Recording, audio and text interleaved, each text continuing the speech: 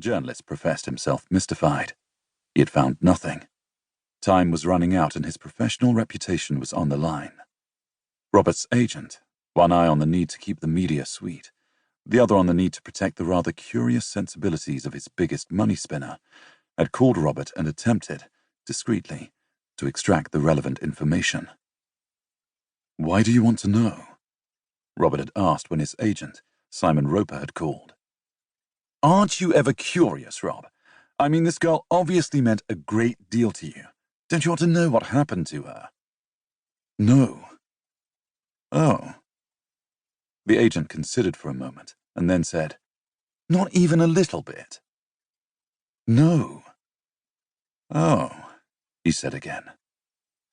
"So," Robert asked, "what's the angle? You didn't even know Anna." "Well, media interest and all that. Rob, you've never been one not to welcome a little extra publicity. There are a lot of people out there very much interested to know about the real Anna. You know how it is, Rob." This last was said in his best, "I'm only representing your best interests, Weedle." "No." Impatiently, Robert broke the connection and sat back to ponder the odd mixture of emotions that the conversation had provoked. The truth was, he had absolutely no wish to find Anna, even if that were possible. His image of Anna, that idiosyncratic, fragmented pattern which held such sway over his world of dreams, that was the one that mattered, the image which inspired him. That and the emotions derived from her gentle, unconsidered rejection of him. She had turned and walked away, pulling her coat collar higher against the cold, dirt-laden wind of the city street. For him, that was Anna. Those few recurring moments of intense living, intense feeling, of sorrowful, dusty breaths of self-pity. He did, spend all of his time deriving creative, life-giving, profit-making satisfaction from those moments, so possessively treasured. To think of Anna as she might be now, well, it was unthinkable. His mirror showed him the changes which the years had carved into his own features, and he had lived well, been careful to maintain the patina of youth, or at least as much of it as could be purchased easily. Anna had always been so careless of such things.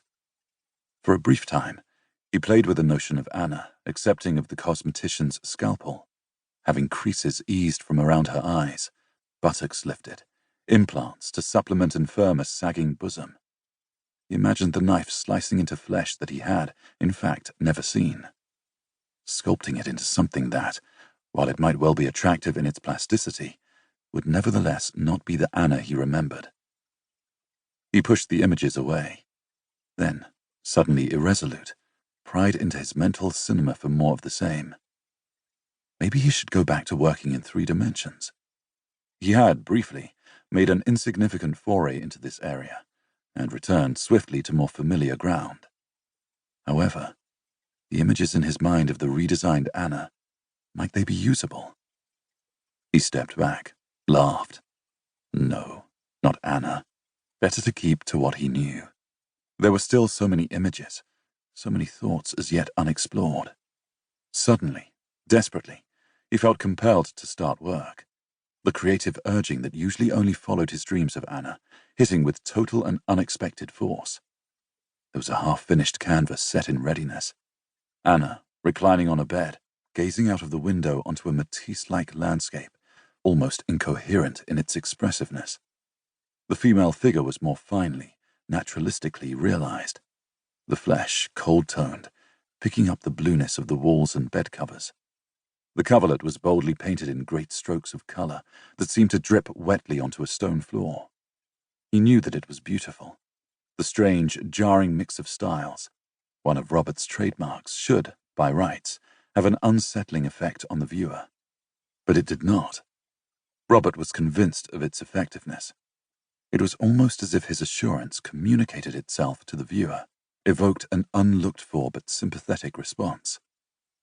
Well, it sold, didn't it?